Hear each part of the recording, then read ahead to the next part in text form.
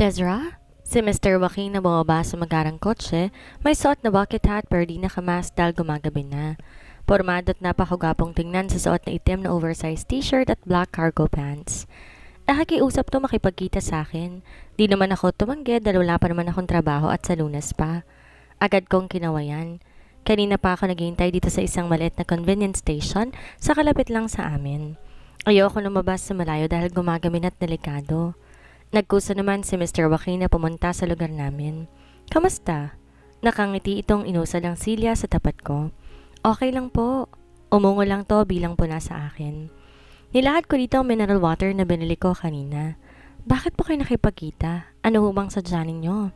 Sunod-sunod pa ang tanong ko. I'm leaving. Tipid tong ngumiti. Po? I'm leaving for New York later. Then see you po. I'll be in New York in a year. Ba't naman ang tagal? Tutuparin ko ang pangarap ko. Hahanapin ang bagay na para sa akin, Desra. Masaya ako para sa inyo, Mr. Joaquin. Nganitian ko ito.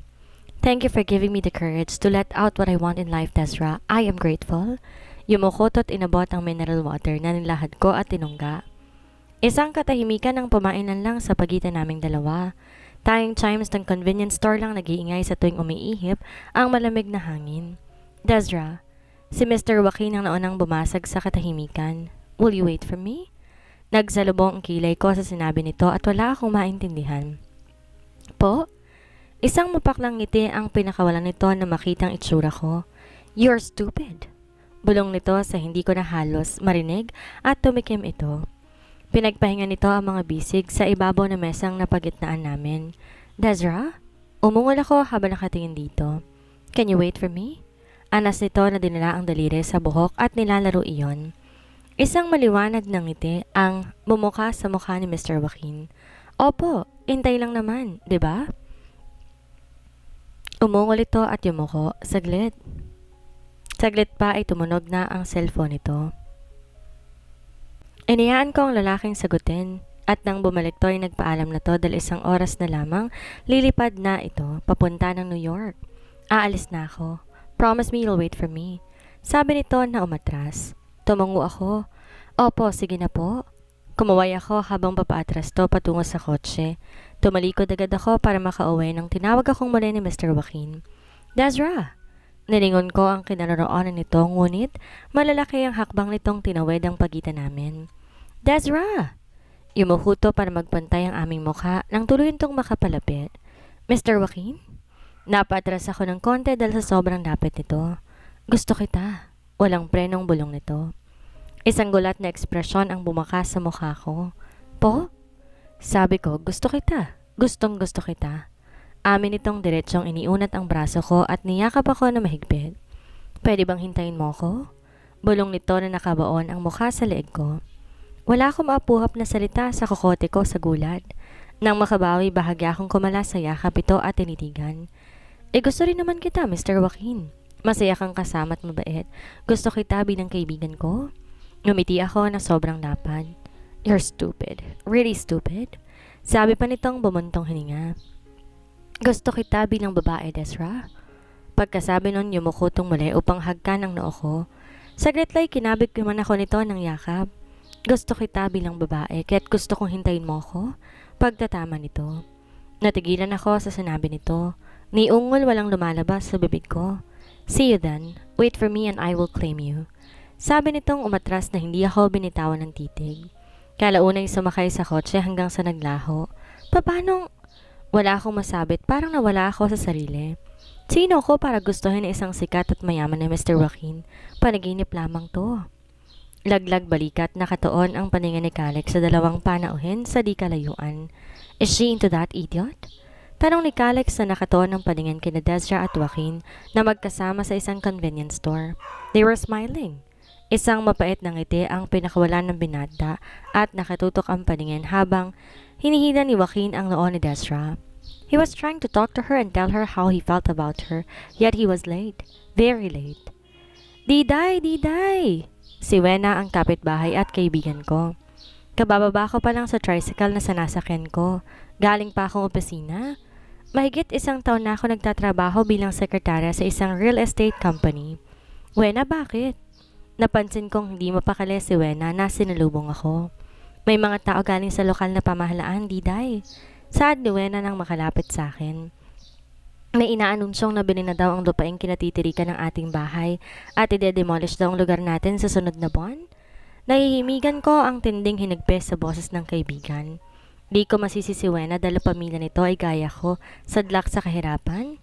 Panganay sa 6 na magkakapatid at ang ama isang tricycle driver. Ang ina ay manikurista. Nagtatrabaho si Wena bilang kahera sa isang convenience station. Bukod doon, wala nang iba pang pinagkukunin ng pamilya sa pang-araw-araw na pangangailangan. Wala itong ibang matatakbuhan. Ano? Alam mo na ba kung saan ako nakabili? Nag-aalala din ako at hindi pa ganun ka-stable ang income ko. Kakailanganin pa ng ilang taon para makabili ng bahay. Umiling si Wena at nanlumong tumahimik. May bago bang destinasyon na binigay ang lokal na pamahalaan para sa ating mga residente? Umiling si Wena. Isang pribadong kumpanyang nakabili, Diday. Usap-usapan tatayuan ng pribadong gusaling lugar natin. Wala pang nasabi ang mayor ko saan destinasyon bang bago o kung meron man kaya nga lumapit ako sa iyo, Diday. Samahan mo ako sa munisipyo at pakiusapan natin ng mayor kung pwede makahingi ng palugit. Nanlulumong napabuntong hininga ko habang nakikinig sa mga hinaing ni Wena. Di ko alam ano ang gagawin ko. Mapipilitan akong gamitin ang naitabi ko upang magrenta muna ng apartment sakaling matuloy man ang demolish sa susunod na buwan. Hanggat maaari, kung may tatabi ako sa sweldo ko, itatabi ko para sa plano kong loan sana para pabahay. Pero paano ko magagawa yun kung kailangan kong magrenta buwan-buwan? Kinabukasan, nag-file ako ng half-day leave sa trabaho para maasikaso namin ni Wena ang dapat namin eksekusuhin. Ngunit parang ilag sa amin ng tadhana, lalo na nga at di hamak na mahirap lang naman kami. Di kami hinarap ng mayor, ang sabi nasa importanteng meeting daw. Di nakatiis nang hingi kami ni Wena sa address na nasabing kumpanya at doon kami nang hingi ng pabor. Suot ang aking office outfit, bit-bit ang aking handbag, ay nanginginig akong bumaba sa taxi nang marating namin ang destinasyon. Sumunod sa akin si Wena. Nakatinga lang sinuyod namin ni Wena ang gusali. Sobrang tayog na halos mapugto ang leg namin sa kakatingala. Sigurado ka na ba sa gagawin natin, Diday? Si Wena na may pagkaalinlangan sa boses. Anong gusto mo? Sakali tayo pupulutin? Nakataas gilid na saad kong iniunat ang braso ni Wena. Halika na, walang oras para umatras. Nagtuloy-tuloy kami sa loob ng gusali at nagtungo agad kami sa receptionist pero tinanggihan kami dahil wala naman kaming appointment doon. Laglag balikat na naupo si Wena sa nakalaan ng upuan doon. Paano na to, Diday? Paano wala na talaga tayong pag-asa? Mangiyak-ngiyak na tura ni Wena. Naupo ko sa tabi nito at saka inakbayan ko ang kaibigan. Ano ka ba? Huwag tayo agad sumuko. Makakahanap pa rin tayo ng paraan para makitang may-ari ng kumpanya. Pagpapalakas loob ni Wena para sa totoo lang, gusto ko na rin bumigay. Napansin kong may kumpol ng mga empleyadong papasok. Wena, dito ka lang ha, antayin mo ko. Sabi kong sinundan ng tingin ang mga empleyado. Anong pinaplano mo? Si Wena na halatang kinakabahan. Akong bahala, hintayin mo ako dito. Utos kong daling sumabay sa kumpol ng empleyado patungo sa gawin ng elevator. Walang nagawa ang kaibigan, sinundan lang ako ng tingin. Fighting! Mahinang saad ni Wena sa di kalayuan. Dali naman tong lumapit sa receptionist para i-distract. Kinakabahan may iniwan ko si Wena sa lobby, sumabay sa mga empleyadong paakyat sa taas na floor. Nakakapaman, hinanap ko ang opisina ng CEO ng kumpanya. Mahigit 30 minutos din bago ko nakita ang hinahanap ko. Nakita ko may isang lalaki pumasok sa loob, kaya't mabilis na sumabay ako. Bumalaga sa akin ng mga admin staff, ngunit lahat sila ay abala. Sumunod pa ako sa lalaking pumasok na naupo sa isang desk at nakasaad sa mesa nitong assistant kaya't nilapitan ko agad. Excuse me? Binasa ko ang pangalan ng lalaki na nakalagay sa ibabaw ng lamesa. Mr. Christian Rosales, can I talk to your boss? Gulat na napaangat to ng mata sa akin nang marinig ang boses ko. Nilagay nito at nalakbay ang mata sa kabuuan ko at nagsalubong ang kilay. May I know your name, please? Napatikim ako. Wala ako appointment sa boss mo, malamang pagtaboy na ako ng lalaki. Isang napakanamis ng ngiti ang pinakawalan ko. Bahagyang sinukbit ang ilang hibla ng buhok ko sa tenga. I do have a very important appointment with your boss. Sabi kong yumuko. Nilapit kong bibig sa tenga nito. Very important? Bulong ko. Napatras kaunti ang lalaki at tinitigan ako. Pinaglakbay nito ang titig sa kabuuan ko. Masimpleng tiyaas ko ang lilay ng aking palda na sadyang lantad ang kalahati ng hita ko. Sabay kinindatan ko ito. Narinig ko pang napatikim ang lalaki at nagbawi ng titig. Oh well, before I could send you inside, may I know your name please? Naglitong nagbawi at seryoso ng mukha. Tumikim din ako para maibsan ang kaba sa dibdib ko. Parang di epektibo ang pangaakit ko sa lalaki. Mr. Christian. Muli akong dumukwang upang ilapit ang sarili sa lalaki at bumulong. I am pregnant with your boss child? Pagsasinungaling ko. Wala na ako iba pang maisip. Napatras ang lalaki. Baka sa mukha nito ang gulat. Seriously, tumangu-tango ako. Narinig ko pang bumuntong hininga ang lalaki. Saglit pa'y dinampot nito ang telepono sa ibabaw ng mesa. May kinausap to sa kabilang linya tapos ay nailing-iling. I will send her inside. Saad pa nito pagkatapos. Giniya ko ng lalaki papalapit sa isang pinto. Saglit pa'y binuksan nga nito iyon. Get in! Ngumiti ako rito ng pagkatamis-tamis, ngunit sinimungutan lang ako nitong tinulak sa loob ng opisina at tumalikod na. Pagkatapos, habang inihahakbang ko ang paa papasok, bumungad sa akin ang panlalaking amoy na bumabalot sa buong opisina. Di ako nagkakamali at lalaki na ang boss.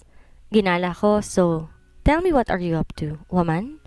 Isang barito ng boses ang narinig ko mula sa likod ng swivel chair na nakatalikod sa akin. Di ko na mabilang ang babaeng nagpunta rito, claiming that I'm a father of their child. Napatikim ako sa narinig.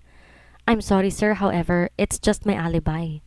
Isang nakakalokong tawa ang pinakawalan ng lalaki nang marinig ang sinabi ko.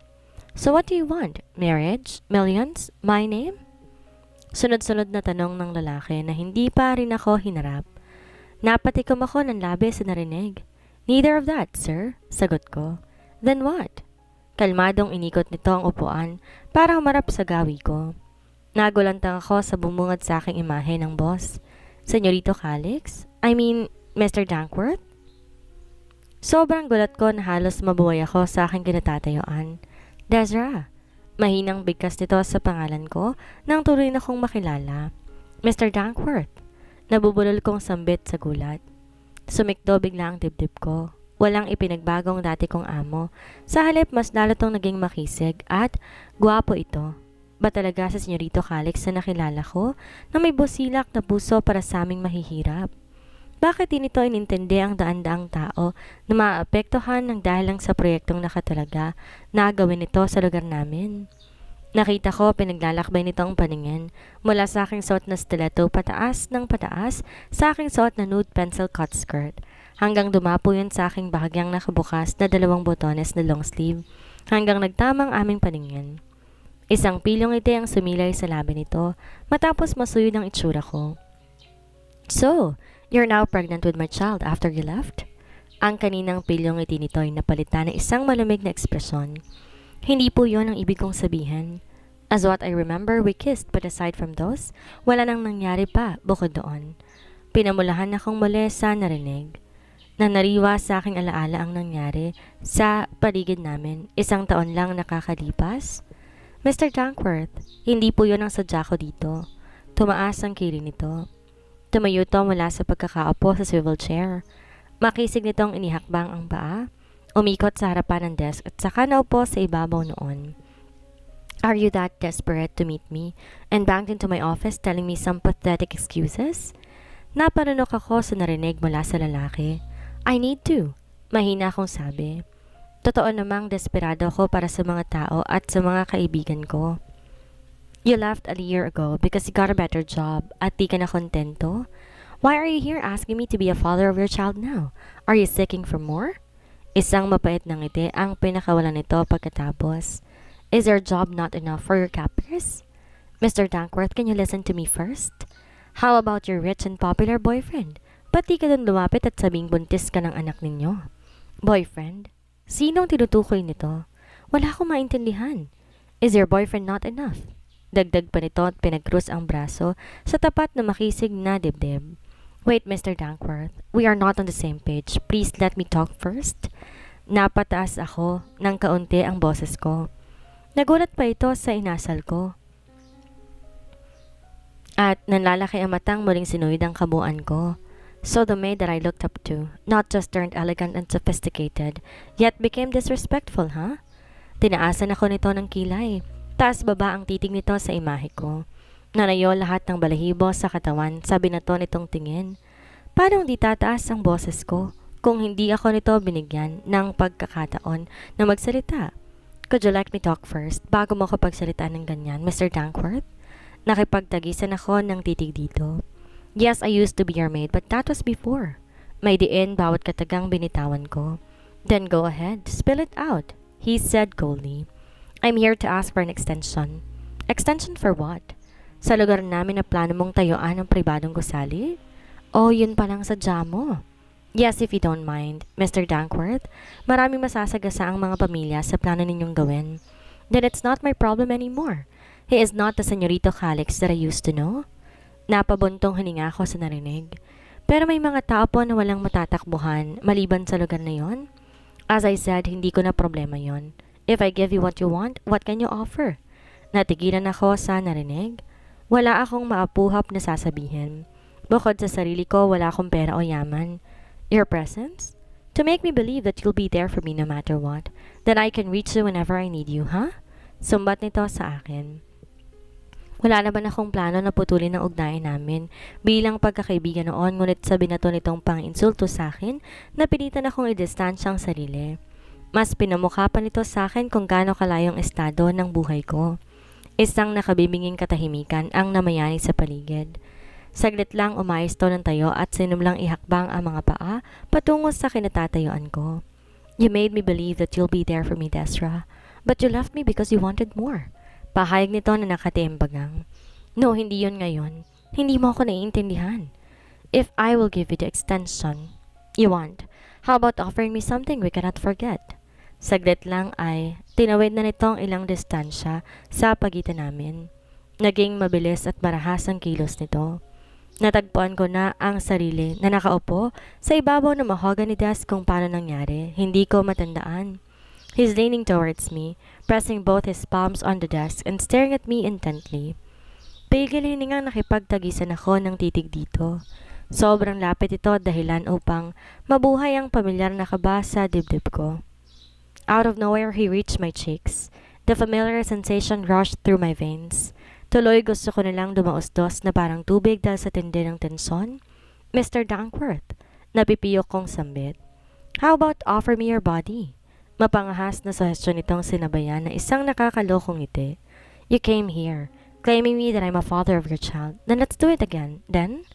Gustong mag-alsa balutan ng espiritu ko sa katawan nang maramdaman ang daliri nito na naglandas sa binti ko, pataas sa hita ko. Diyos por santo! Gusto kong iarko ang katawan ko dahil sa kaigay-gayang hatid ng daliri nito sa balat ko. Mr. Dankworth, dali akong nagbawi. Pinilit kong labanan halos magwawala akong katinoan. Kung gano'n na lang kababa ang tingin mo sa akin, think twice. Kasabay din no na naging marahas din na kilos kong inangat ang daliri. Isang malakas na pinantik sa noon nito ang ibinigay ko. Natigilan to sa ginawa ko. Sinamantala ko ang sariling kumalas sa lalaki. Halos lunurin ko na ang magkababa lamang habang hindi pa ito nakabawi. Kung ayaw mong ibigay ang hinihingi ko, then wag. I could care less. Singhal ko bago binali ako ang pinto sa opisina nito. Hawak-hawak ang nasaktang noo. Isang ngiti ang pinakawalan ni Calix habang sinusundan ng tingin ang dalaga.